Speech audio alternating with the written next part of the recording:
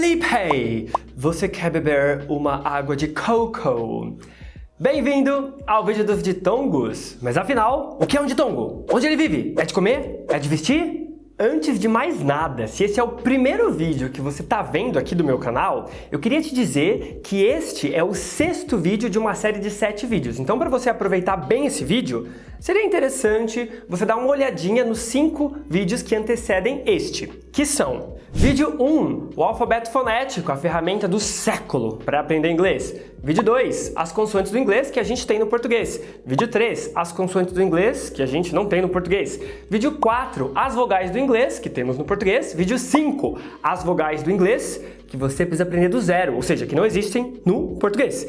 E finalmente, a gente está aqui no 6º vídeo da série, que é os ditongos em inglês. Bora conhecer os ditongos do inglês, moçada! Primeiro de tudo, por que os gringos, em vez de falar Felipe, falam Felipe? Em vez de falar água de coco, falam água de coco? É nesse vídeo que você vai descobrir a resposta. Mas antes, vamos entender o conceito de ditongo? Pode ser? De acordo com a nossa maravilhosa linguista Thaís Cristóforo, um ditongo consiste de uma sequência de segmentos vocálicos, sendo que um dos segmentos é interpretado como vogal e o outro é interpretado como glide. Complexo esse negócio de linguística, né, moçada? Sem problemas, eu tô aqui pra descomplicar. Então, agora pergunta pra mim, Felipe, o que é um ditongo e por que eu preciso saber isso aí pra falar e entender inglês bem?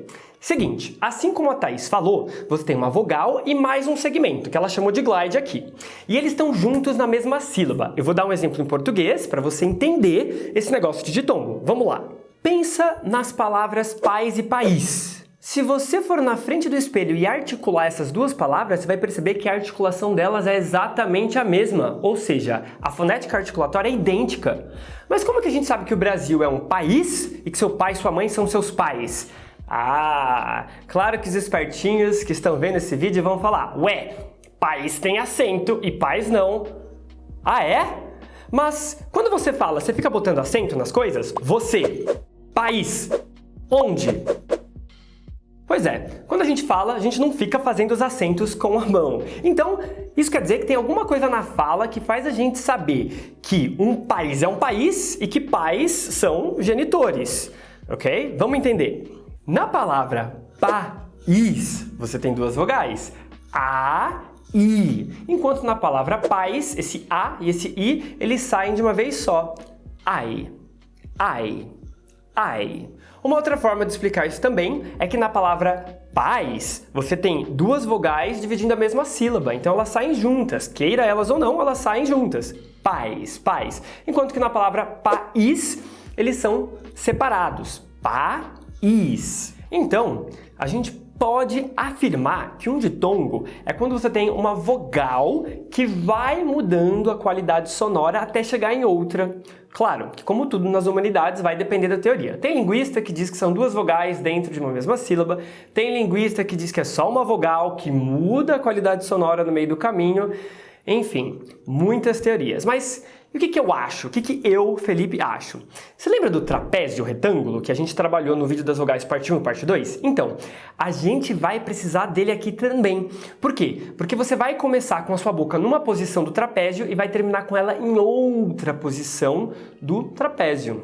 Exemplo, no ditongo ai, como de pais, você abre a boca para fazer o A e termina com ela fechada fazendo I. Então, basicamente, um ditongo é quando você começa emitindo um som com a sua boca numa posição do trapézio e termina com ela em outra. Agora que você já sabe o que é um ditongo, vamos conhecer os 5 ditongos do inglês e ver quais dificuldades nós brasileiros temos com eles. Você lembra que nos vídeos anteriores eu dei o nome técnico do fonema? Então, em vez de dar o nome técnico para o ditongo, eu prefiro mostrar para você onde ele começa e onde ele termina no trapézio. Pode ser? Existem 2 tipos de ditongos. Os ditongos que são uma subidona no trapézio, esses eu vou chamar de ditongos puros, que em inglês são ai, au, oi, e os ditongos que são uma subidinha tímida no trapézio. Esses eu vou chamar de ditongos glides, que são E e O. Começamos com um ditongo puro. I, como na palavra fly. Veja onde ele começa e onde ele termina no trapézio. I, como na palavra I, na palavra night.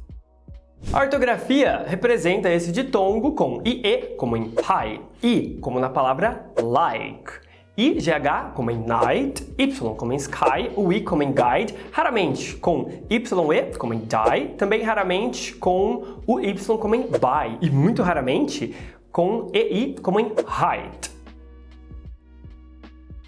E quais são as nossas dificuldades com esse ditongo? Para pronunciar, eu diria que nenhuma. Agora, para identificar quando fazê-lo, aí o bicho pega. Olha só, se a palavra assinar é sign, por que diabos a assinatura é signature? Não dá vontade de falar signature, mas não é. É a mesma coisa com a palavra 5. 5 é five. Por que diabos quinto, 15 e 50 são pronunciados? Fifth, 15, 50. Gente, sério, não dá uma vontade de pronunciar 15, o número 15? Da onde que os caras tiraram 15? Outra dificuldade que nós temos com esse ditongo é com palavras como lie e die. Na hora que a gente vai falar, por exemplo, eu tô mentindo, eu tô morrendo, a gente quer falar uma sílaba só. A gente fala I'm dying, I'm lying. Quando na verdade são duas sílabas. Repara, I'm dying, I'm lying e não lying. E agora eu tenho um bônus para você.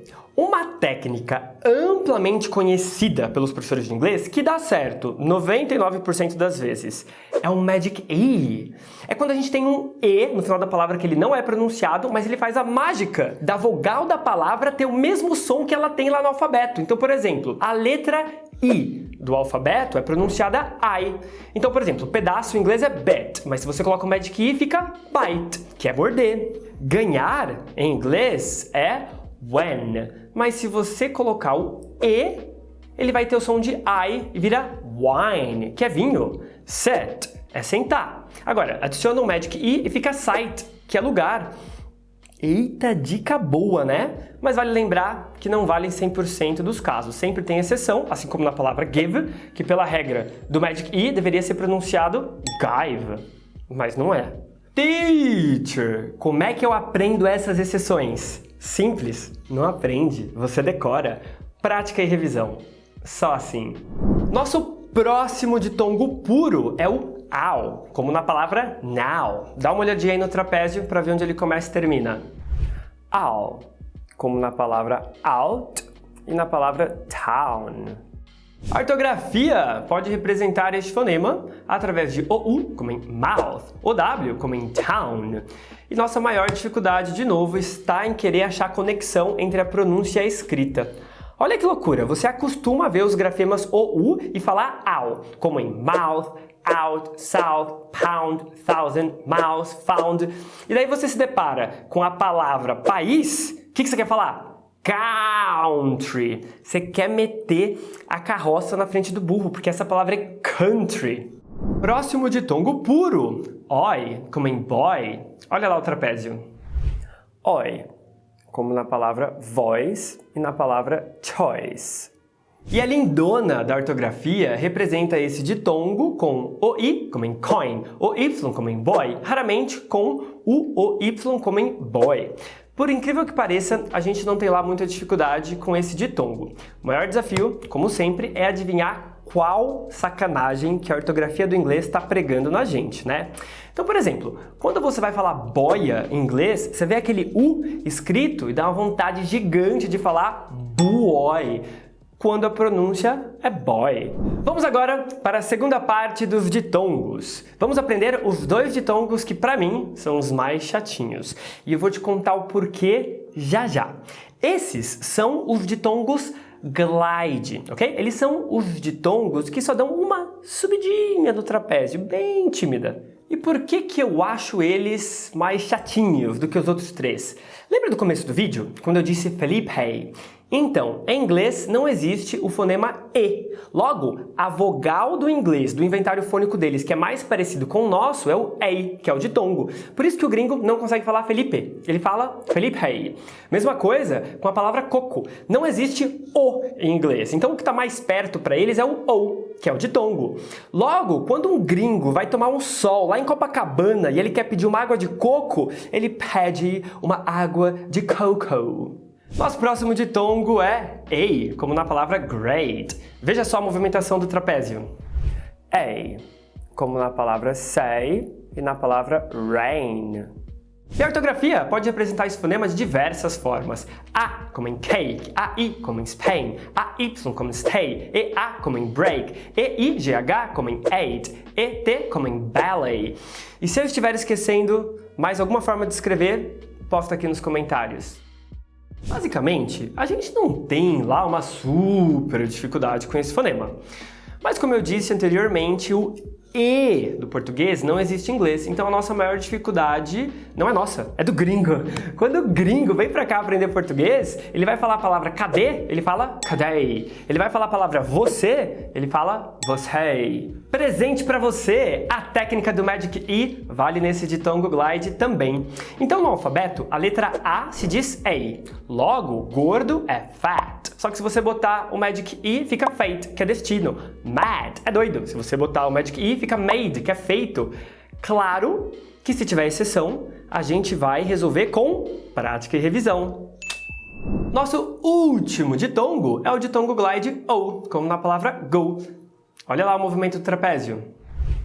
O, como na palavra boat e na palavra no. A ortografia pode apresentar esse fonema com O, como em sou, OW, como em sou, EW, como em sou, OUGH, como em though, OE, como em tow, OL, como em folk. Ai, essa ortografia não dá uma dentro, né? A gente também não tem uma grande dificuldade com esse fonema. Mas essa é a nossa hora da vingança contra o pessoal que fala inglês nativamente, porque quando eles vão querer aprender o português, eles querem falar ou sempre onde a gente tem um O, porque o O não existe no inglês. Logo, um nativo de inglês fala o fonema OU, que é o mais aproximado do nosso O. Então, coco vira coco, alô vira alô, avô vira avô, carro vira carro. A técnica do Magic E também vale aqui. Então, no alfabeto, a letra O é pronunciada OU. Sempre que a gente bota lá o Magic E, a palavra vai ter esse som de O. Exemplo, cod vira code, pop vira pope, not vira note. Pessoal, gostaria de encerrar dizendo que esses 5 ditongos são os ditongos usados no SAE, que é o inglês americano padrão. No britânico, existe um fenômeno fonológico que faz com que muitas palavras terminadas com R, que é o fonema R, aquele R caipira, se tornem um ditongo. Então, cabelo, que no americano é hair, no britânico, no RP, ele vira hair.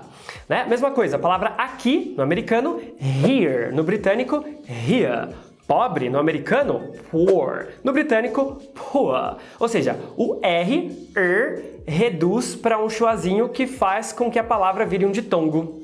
E se você se interessou e quer entender mais sobre esse negócio de fenômenos fonológicos, né? Por que as palavras reduzem? Por que water é pronunciado no britânico water? Clica aqui em algum lugar e vai lá na minha playlist Decoding, que é onde eu faço análises explicando os principais fenômenos fonológicos do inglês. Curtiu esse vídeo? Então se inscreve aí, porque a gente ainda tem mais 2 fonemas para conhecer, as semis.